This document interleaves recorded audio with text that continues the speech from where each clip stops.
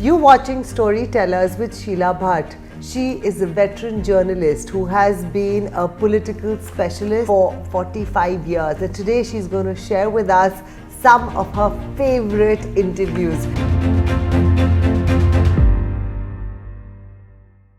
Sheela ji, thank you so much for your time. So, please begin with your favorite top 10 interviews. Ambika, thank you very much, first of all, for taking interest in the interviews that I have taken, because I have well documented more than 500 and not documented, and which I have missed out, which copies I don't have, some another 300 interviews. So I always had a very deep interest in meeting people, and I would say that as a journalist, my center point of my journalism was meeting people. And when you meet good people, you feel like knowing them. And when you try to know them, you have to have an art of interview that within half an hour, 45 minutes, you reach to the core of his heart and get to know him little more. It's a very difficult, it's a mind game. And it is mind game mixed with tremendous Himalayan curiosity. How is it a mind game? And since part of my job is to interview people, how does one master the mind game? Mind game? Yeah. So I tell you, 3-4 fundas are there. Tell See, me. first of all, it depends on your own character, that whether you are interested in things beyond yourself. I, me, myself type of people cannot take good interviews. Okay. But first, tremendous curiosity, childlike curiosity helps in a good interview. और फिर क्या हुआ? नहीं फिर, you don't end it. You don't allow full point of conversation. Second is that when you interview somebody, you are helping your own character to shape up. When I meet you, you must be a bundle of many things. So your good things I should observe and try to understand and accept, or maybe I may follow also. Even I can interview a fool wala, flower shop wala, and I can get something very interesting insight of life, of India, of society. And third, most important rather, okay, I am not a judgmental, oh you are a good person, oh you are a bad person, oh you are villainous. No, I should not be dumb or stupid. I should know what kind of games you are playing, if you also have a negative traits, but still I would not judge, because if I judge, then I come with a preoccupied my views and stated things. That means I am a closed mind. So when I meet you, I should have an open mind. Okay, let me meet and enjoy this person. And another very important thing, which I see a lot of journalists who are so confident people, and I see there is a lack of respect when they interview somebody. You can't do that. It's not good. Somebody is giving, I think I am conservative in that sense. As a journalist, people think as if it is their right. No, you are giving me time. Your time I should respect. You are opening the window to look into your life. It's a very gracious thing to do. I should be humble while meeting you. Don't take people for granted. Even if some Hindutva Vadi, some fellow is there, if you are disagreeing with certain views of him, even then, hello, he is a human being, and he is having his views, and he is allowing you to interview himself or herself. Don't do that. I don't judge people before meeting, and even while talking to him, and after that I do make up my mind whether I like him, not like him. I judge him, but it doesn't come into my writing. So I hope all you budding journalists have noted down the points that Sheela ji has just said. The respect for the subject should be there. Absolutely. And there is no end to search and debates of life, conversation of life, fights of life. You should carry on. जैसे हमारे देश में अभी हो रहा है, certain people think that this government may not follow the constitution. Certain people say the constitution itself is a problematic. 100 times it has been amended. So even if there are pending amendments, why so much hue and cry? So there are views and views. Our job is to listen to everybody and allow everybody to speak also. That is true, ma'am. Okay. So let's go through your top 10 favorite interviews. Sambika, in my 45 years of journalism, one of the very interesting story I did, but unfortunately, that is the way English mainstream media in Delhi works. Editors are so privileged people and they decide their own way to pick up the story or leave the story. So nobody picked up the story. Okay. But I think it was a great story. Even if it is the incorrect story, even then it is a great story. Okay. For India Abroad, I interviewed Anil Shastri, who's the son of Lal Bahadur Shastri. He is in the Congress party. Anil Shastri, a very learned man, nice person. He gave me interview, one-on-one interview. He told me that Lal Bahadur Shastri died in Tashkent.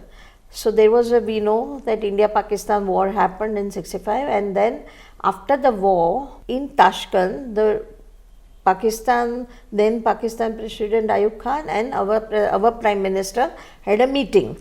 And in that meeting, Shastriji showed a big heart.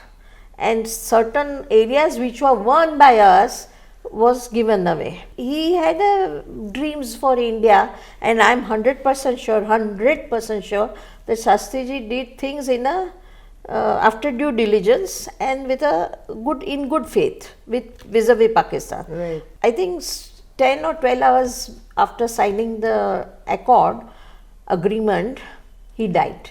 He died in a very questionable circumstances, and people say he died due to heart attack, but there are no final conclusions India has got that he died due to these reasons. So I interviewed Anil Shastri. Anil Shastri says when Shastriji died in a hotel in Tashkent, he was brought to India by a special flight. At that time, family who was at the airport was given one case of spectacle.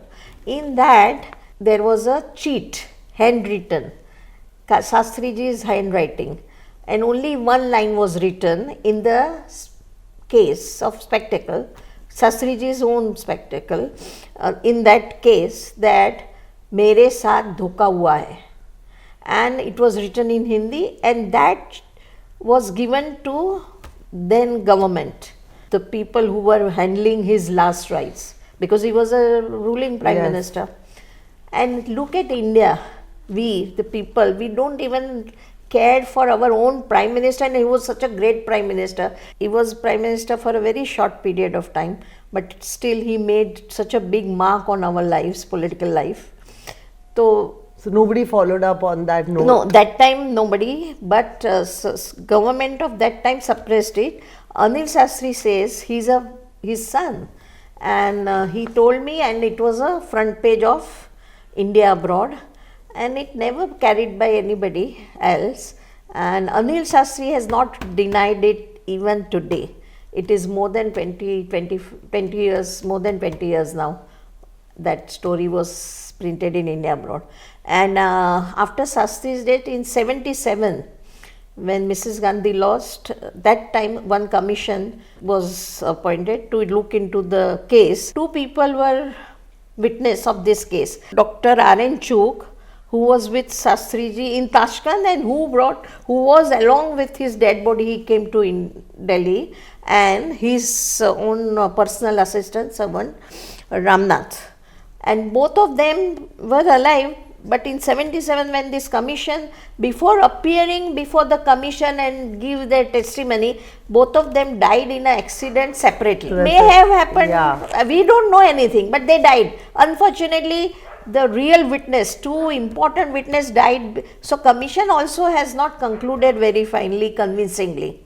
So I think that interview of mine is very important, and somehow we don't care for our own importance of our prime ministers, and no country will take these things lightly. But maybe, I don't know, I can only guess because of some bilateral relationship it happened, or in a flow of things Maybe Shastri was not important. Mrs. Gandhi came to power for 10 years, nothing happened. So I don't know. So that is one. So which was the next interview? Second. Okay, see, I tell you, see, in life, when you travel, you always want to make most of that place. Of course. But as a journalist, when we travel, no, I'm sorry, most journalists have this habit. They would think, oh, let us meet some celebrity here, let us meet some politician here. Wherever I go, my mind is always working like that, instead of enjoying mountains and rivers. So, in 1983, I went to America with my husband, Kanti Bhatt. He was a legendary journalist, Gujarati journalist. We used to call him one-man institution. So, we both of us were traveling with a visa ticket to some 16 cities of America. Wow. So, when we reached Chicago, instead of Sears Tower and all that, we were not interested in high-rise building and all. So, we thought, oh, we should get Dr. Subramanian Chandrasekhar. He got Nobel Prize in Physics. He was a great man in Indian origin, migrated to America, made very big in physics, and he was true-blooded Tamilian and, you know, highly respected person. Okay. And so, in America, it's very easy to contact people, unlike Delhi and unlike India, even at that time. So how did you find him? So we just Since there went was no to Chicago. Facebook there. No, that time there was no internet, no Yes. mobile, nothing. But there was just telephone directory. We called Chicago University. Very simple. Dial 747-1000, and simply his name was there, and in a telephone directory and number. So he picked up the phone. So I said, and I didn't know English at all. So in a broken English and little bit Hindi, I said, I would like to meet you. So he very courteously he said, I don't meet anybody, and I have not met any journalist, and I don't meet even local journalists. And he said, firmly he refused. So it was, I was taken aback, little bit feeling shy that I called and I could not get him. Then he said, no point in meeting. Because he said that on the phone, other way, landline number, that whatever I want to say about my life and my work, I have said it in my books. Okay. So read my books. Okay. So I said, okay. Then me and my husband said, okay, let's go and see Chicago University. Then we went to his secretary. And his secretary gave us a name of Washington Post and New York Times and Time Magazine and all these names of the journalists. And he said, all of them have been rejected. So please do understand, he doesn't want to meet you. I said, okay, but one try. I said, since I have come to the university itself, then we tried once, and he was in a good mood. So he said, okay, allow them to come in my office. So we went to his cabin, his room. His room was full of books and 2 statues of Einstein, which I still remember. Very simple man. And actually I found him very amenable, not rude.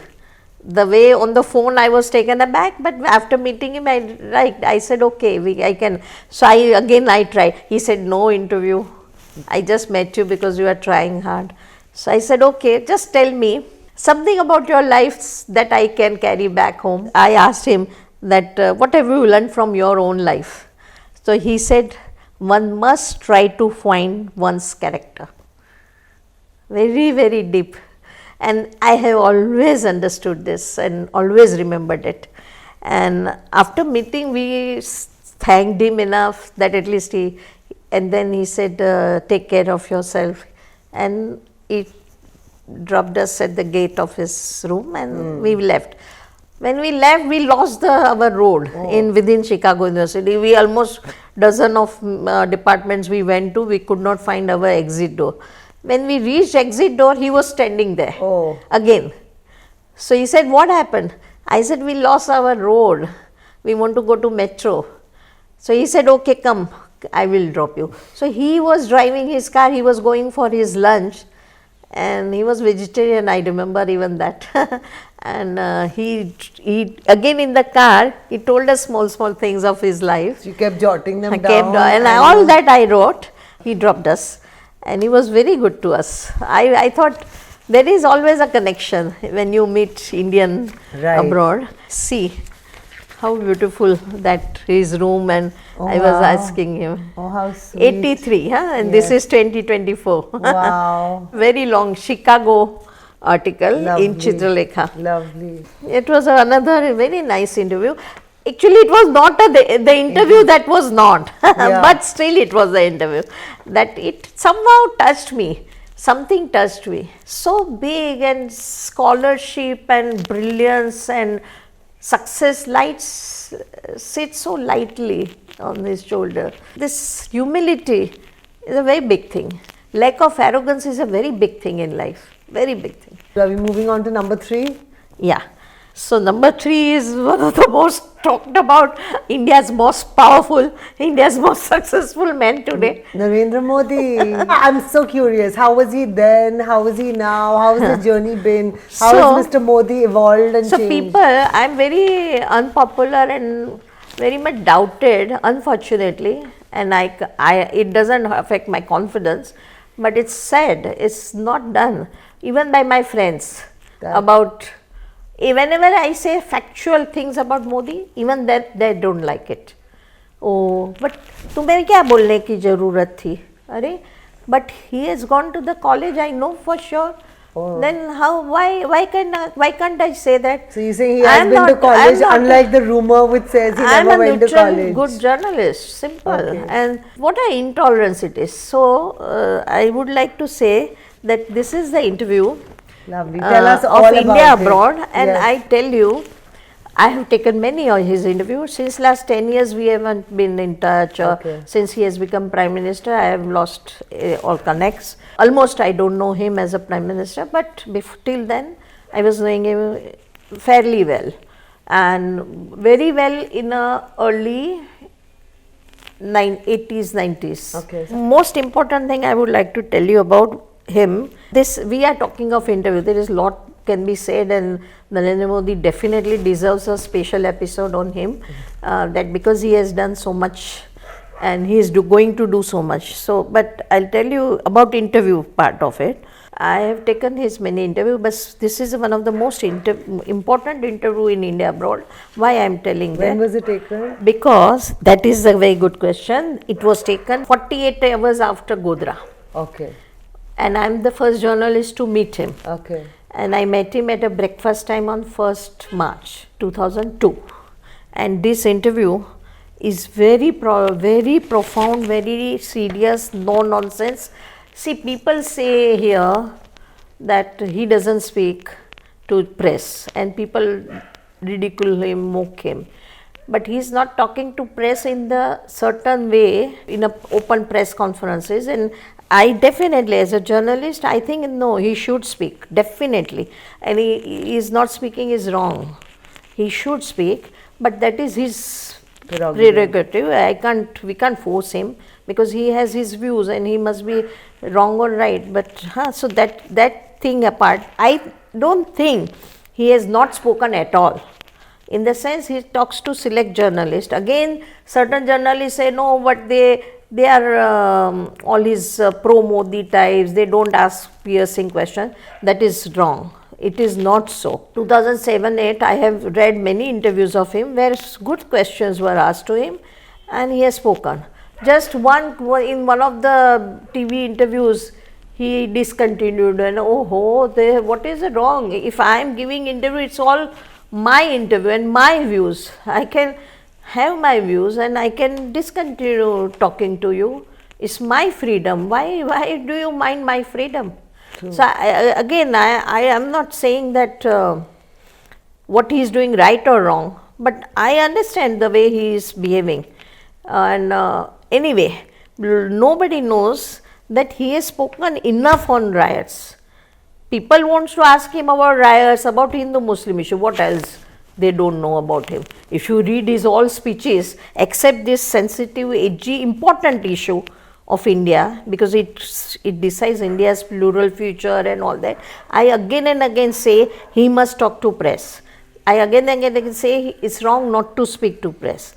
But he has spoken before coming to Delhi, enough on this, and my interview is a proof of it. I have asked him whatever I know, journalism and my craft. I've asked him enough of hard questions, and one or two I will just read out. I don't think when I was asking him, he was reluctant. That is more important. He was not reluctant, he wanted to share rather.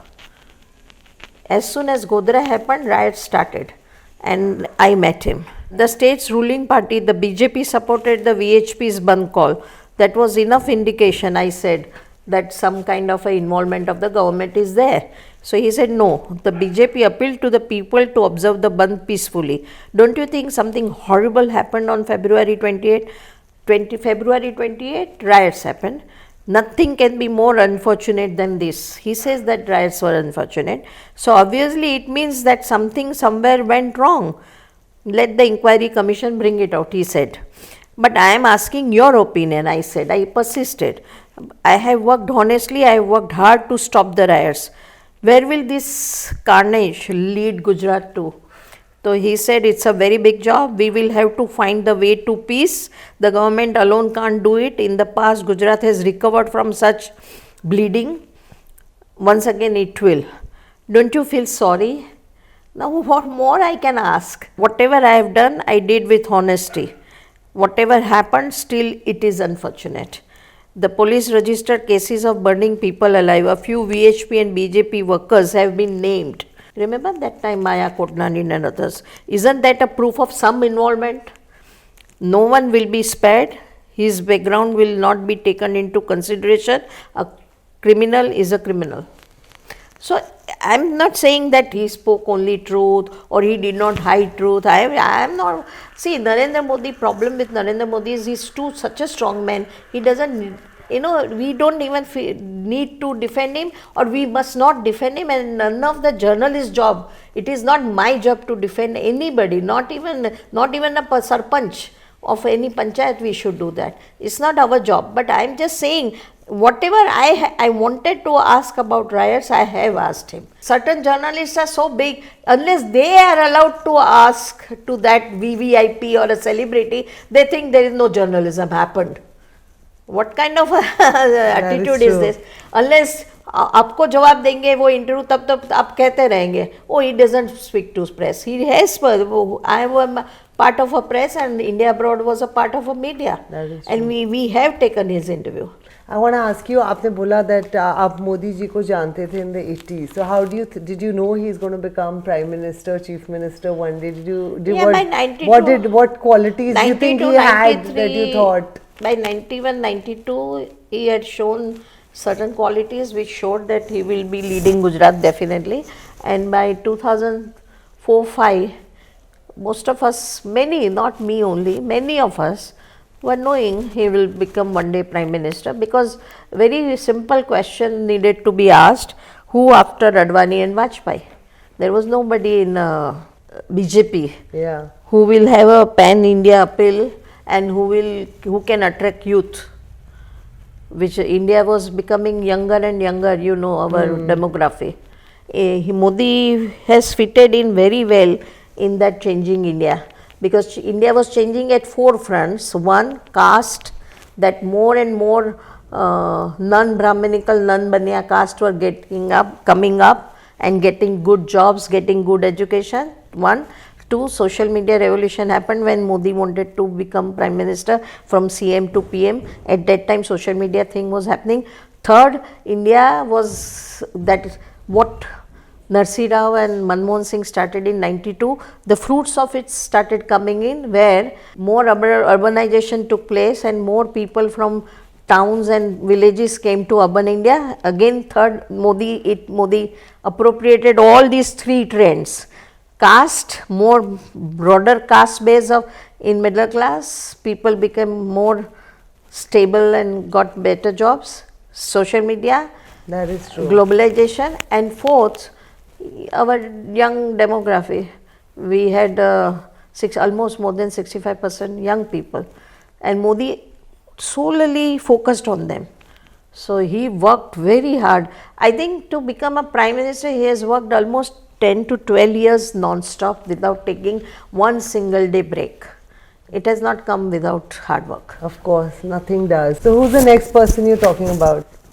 Okay, so Ambika, when you interview Narendra Modi or Rahul Gandhi or Amitabh Bachchan or say Alia Bhatt, it's more for our egos than anything else. That is true. If you really want to impact society or understand, even for your own understanding, we should meet people. Journalism is all about meeting people, interviewing them. One event where I interviewed the entire village folks and met them, one small village. It is half an hour drive from Jamnagar in Gujarat. The village is called Sikka. Okay. And in Sikka there is a one Digvijay Cement company. And that company in 1986, it is Abhiyan magazine which was founded by me, published, printed and edited by me. This magazine in August 86 published fantastic story. It was reported by me. I am praising myself because this is my favorite story. Why not? So allow me that. So it's about cement pollution, and this story is in 86. We are in 2024. The same story is there in everywhere wherever the cement plants are there. In Rajasthan, there is a cement plant. Same thing is happening. And wherever cement plants are there, pollution is there. When the plant is on and production is on, definitely it is. So I interviewed so many women, and I can tell you one thing. Since early 80s, 81, 82, I ensure that I interview more and more women. It's a very good, interesting story. It is in Gujarati, but I'll do the quick translation just for first 10 lines. That in Jamnagar, from Jamnagar 30 kilometers away, there is a Sikka village. Housewives here are cleaning their house 4 times a day because it gets so dirty. All the houses, terraces are so dirty that they even if it is freshly painted, within 12 hours it gets dirty. Wow. Nobody in the village can have a tea in a soccer, because if they pour the tea, it will have a cement layer. All the school children, when they go to school, they look shabby, because by the time they reach school, their uniform gets dirty, and all the cows and buffaloes, problem of digestion and all kind of problems they suffer from. This village, they call this is a cursed village, Shrapit village, because this village has got a cement factory. Pollution, they call it Shaitan lives here, monster lives here. This story was printed, and I forgot also, but after 1.5 months, I got a very beautiful letter from Rajiv Gandhi. He was a prime minister, and he said that you have written a very good story, we have taken a note of it, and I am taking action. How nice. And they did take action at that time. True win for a journalist. But in that story, the last line I had written, last para, I wrote at that time Amar Singh Chaudhary Congress ruler was there, and I said people here are unable to even dial Amar Singh Chaudhary, because the wiring gets layers and layers of cement stuck on it, so it doesn't work. Phone doesn't work in the entire village because of pollution. So I think Congress took notice, and then Rajiv Gandhi wrote a letter to me in Bombay where I was living. How nice. It was an interesting story. Yeah. Now we move on to number 5. So Ahmad Patel. So I met Ahmad Patel in 1980 when there was an election. See, in emergency, Mrs. Gandhi and Congress lost, but after that Janata Party experiment failed. So there was an election, and in that election I covered Lok Sabha election. It was first election of my life because I became journalist only in 79. So I met Ahmad Bhai that time, and it was a very interesting Ahmad Patel interaction.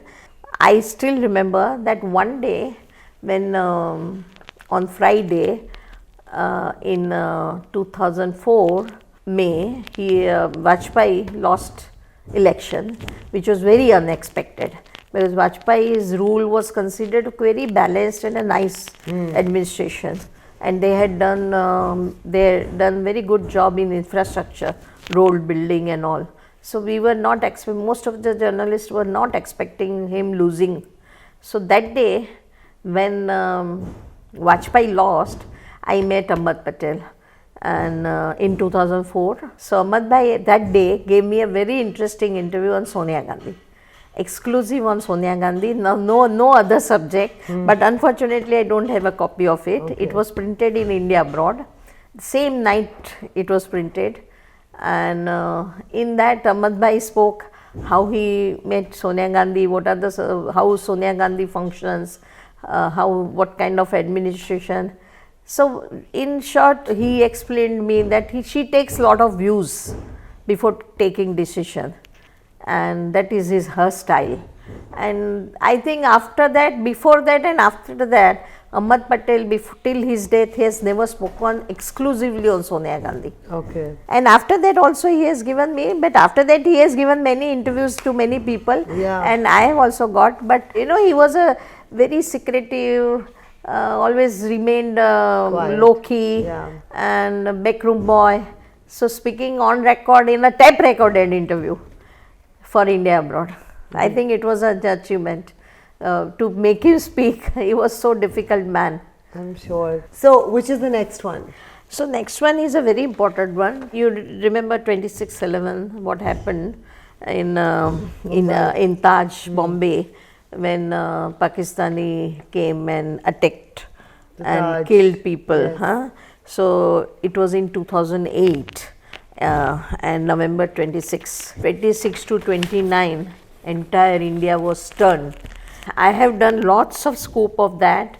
The Kasab story was mine, first time in the middle of night that one man is caught and all RAW's thing. Lot of things I have done that time in Rediff Live was there. After doing that, I was really working hard.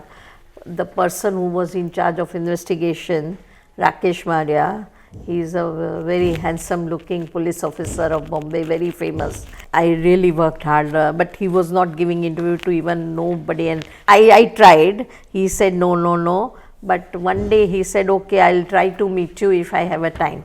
Because imagine such a big investigation was on. Yes. And Bombay was stunned, India was stunned, I would say Asia was stunned. So he called me at morning at 11, and I was on time in Crawford Market crime branch office.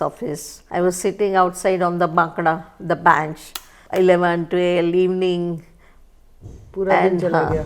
and very late in the night after 10. The whole day I was sitting there. I said I must not move from here. If I get it, I knew it will be a very big thing. And I think this interview of Rakesh Maria is really wonderful interview, because it gave first time to India, to everybody, official version of what has happened. See, in bits and pieces, police were talking to press, bits and pieces. But the entire story, first time, he gave me the complete version of official, because he was the investigating officer. And when I met him, by that time he had accused Kasab also, the prime accused. So I thought that's a very good interview. I got it. And lot of things are there where he said, I said, we have read the confession of Kasab. He said, there is no confession, the crime branch does not record statements in English ever. We record it in Marathi only. And don't ask me on the basis of anything that is reported in the press. Then I asked him, what kind of a man were these 10 terrorists? All 10 were between the ages of 20 and 18. Kasab is 21-year-old. He failed in the 4th standard and was from village in Pakistan. And leader of the group was Ismail Khan, who was a 28-year-old, and he had passed the 12th standard. Kasab is not a challenge for a Bombay police. For us, he is not a tough nut to crack. They are indoctrinating them into coming and doing such an operation. But the moment they are caught, the terrorists realize that all what their mastermind said was not right. So I asked him, like this fellow, Kasab, his story is that he was told that even if you die during jihad, your face will glow after your death. He was shown photographs of his dead associates. Then Kasab told us that he was not told anything like this also could happen. He said that we have collected all the possible evidences, and this happened 26 to 29, and I took this interview on December 12. So within 13-14 days I have taken the interview. So I asked Rakesh Maria, what thoughts came to your mind when you saw Kasab in custody? 21 years old, uneducated person. I could see the level of indoctrination that prompts a young boy to leave Karachi, come by sea, enter another country, place bombs, open fire and kill people. It's thought provoking. He does not hate India anymore.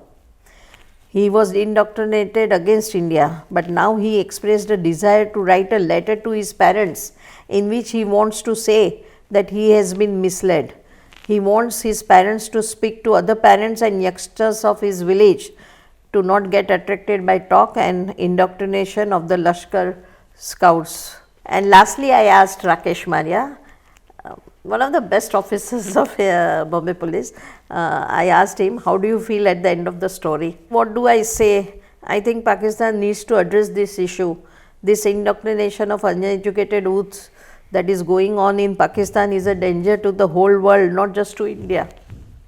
So I think it is a very good interview of that time, and I'm really proud that I worked hard for this, and I remember this interview and I feel thankful to him even now that he agreed to speak to me. After this, he did speak once to somebody to write a book. Okay. There is one book which carries his interview later. Okay. Rakesh Marias. But mine was the first one. So which is the next interview you'd like to talk about? When riots happened, Gujarat riots happened in 2002, I wrote one story on March 12, within 12 days of riots. And that was an interview of VHP Chief of Gujarat, K.K. Sastry. His full name was Keshav Kashiram Sastry. And he was 96-year-old, but a brilliant man, literature person and Sanskrit Pandit and also VHP, hardcore Hindutva person. And he was chairman of Gujarat unit of VHP.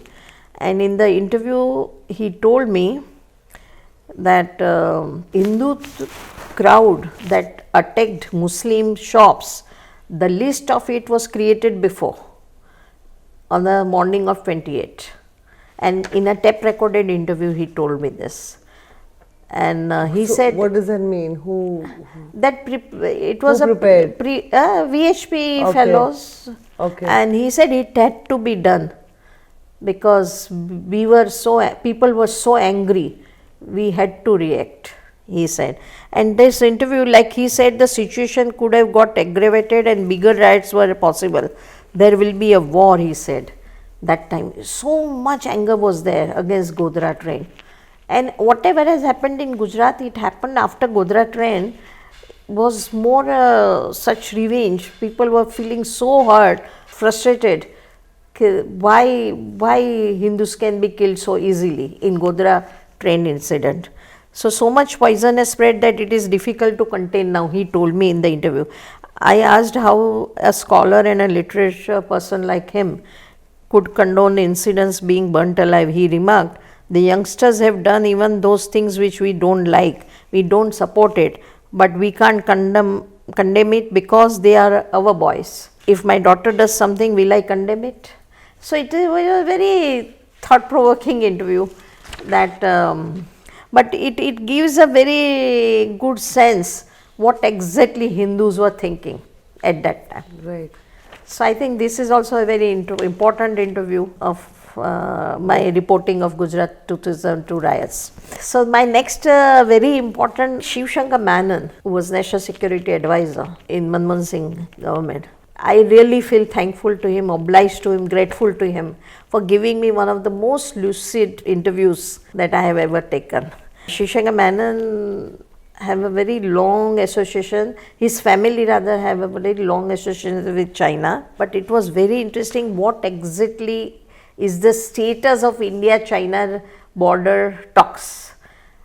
I think after this, not much has changed. So Okay. that's only, no, after this, in negotiation, not much has changed, but the actual situation at the border has changed, as you know, what has happened in Galwan. So I think this interview is a very interesting interview. Very few diplomats normally can speak like this, and he decided to speak was very good. Diplomats never speak one extra comma or one extra word. True. And this interview also, he is not crossing any line, but still it gives a very good feeling and idea what is happening in between India and China, why these negotiations are difficult, and he has given a very, very good insight. And I asked him at one point that why could Dr. Singh, Manmohan Singh, could not finalize the deal negotiations on border. So he said, as I said, with China we have done whatever technical work has to be done. We matlab diplomats and military officials of India and China. I mean, a whole series of people have done the work. We have brought this negotiation to a point where we know what our respective stands are. Now it is a question of a political decision.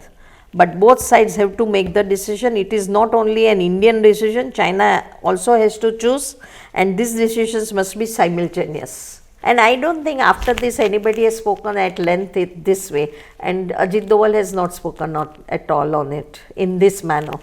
So this is the last official document where we stand. But after that, China has done so much wrong that we know all. Great. Okay. So what's the next one? So next is Amit Shah. When did you first meet him? I met him first in 2002. I wanted a lift. My car had gone stuck in the while reporting election of Modi, and I wanted to reach to Modi's speech, and one CLO Korean car was there, and I took a lift, and it was the Amit Shah's car. Wow. So in 2002, so I met him then, and secular liberal and people who hate Modi government will be very shocked to know. But I can tell you one thing, that Foreign Minister Jaishankar and Amit Shah, in personal meetings and official on the record interviews, they never stop you from asking any tough question and any questions which they find totally negative or totally objectionable. I have really enjoyed interview with Amit Shah because I can ask anything, I know for sure. Most people, most politicians generally have the difference between their off the record views and on the record is very much vast. But in case of Amit Shah, hardly any. Whatever he will tell you normally, he doesn't hide his ideology, where he tells it on the face. And he says, we care for Hindus, we are like, I mean, in a very normal fashion, what he says. See, I have taken his 15-16 interviews. Wow.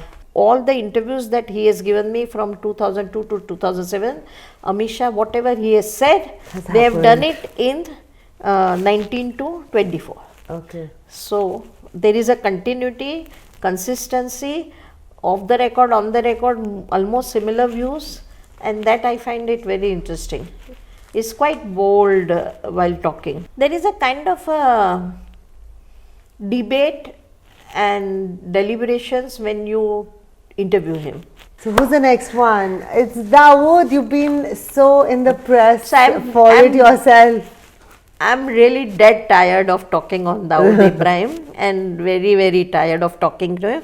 But since it's a series of interviews, Yes. we are talking of, so let me say, for Abhiyan magazine, I went to meet Dawood Ibrahim, and most of things are known now.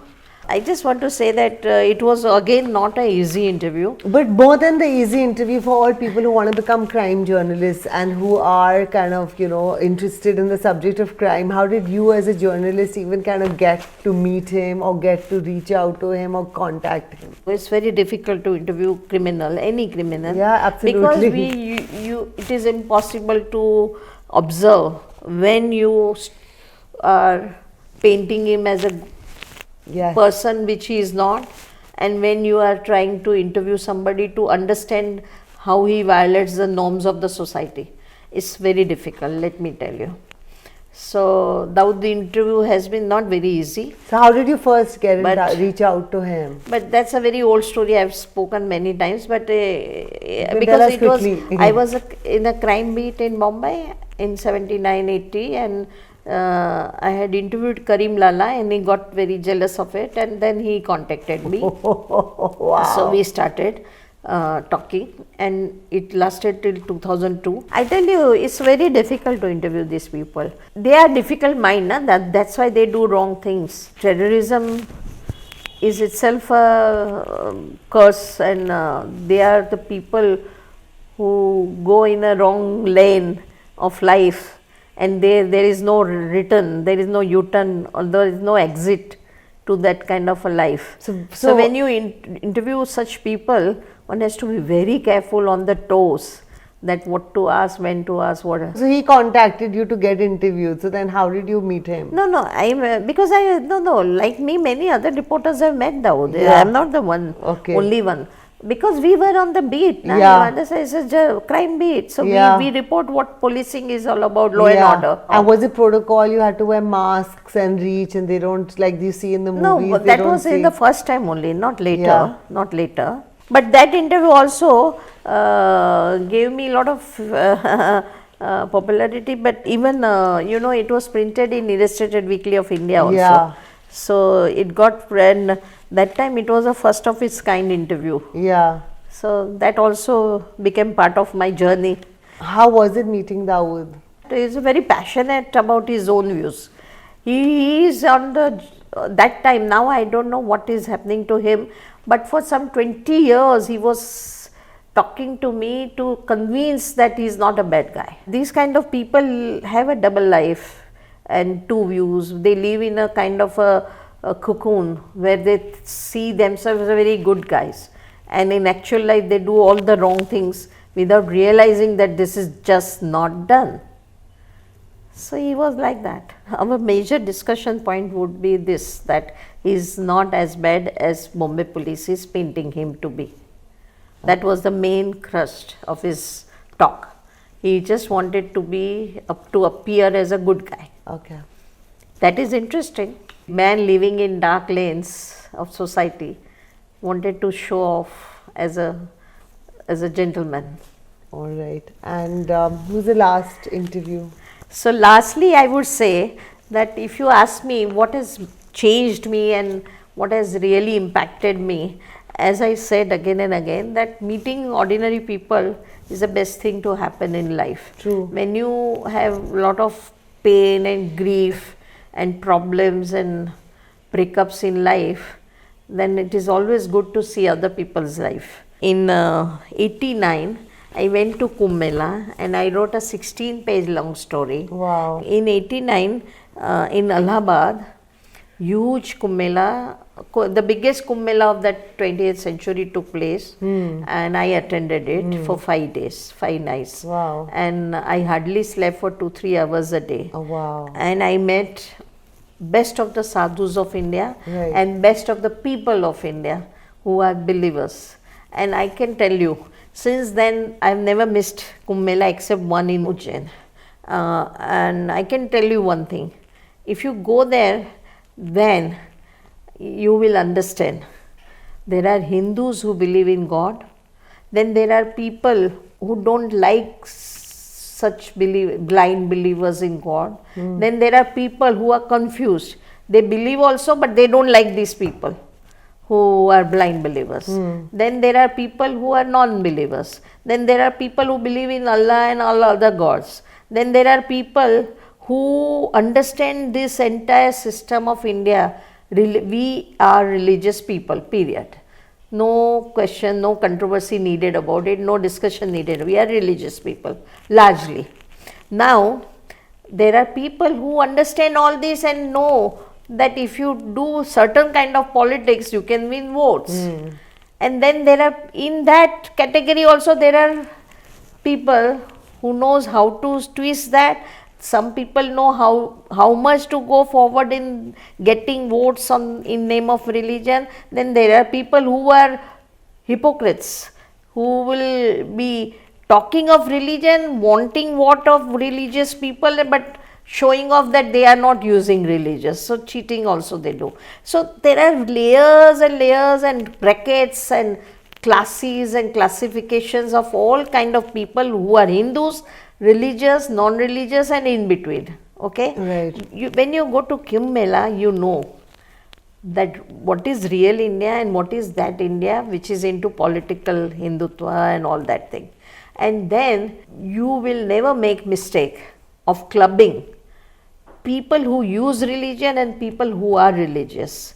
Most of the people who are criticizing Hindus, Hindutva, hard Hindutva and soft Hindutva and all that, I always see that they don't, even if they don't mean it, but what comes out, their expressions and their editorials and their stand is that they really hit Hindus also.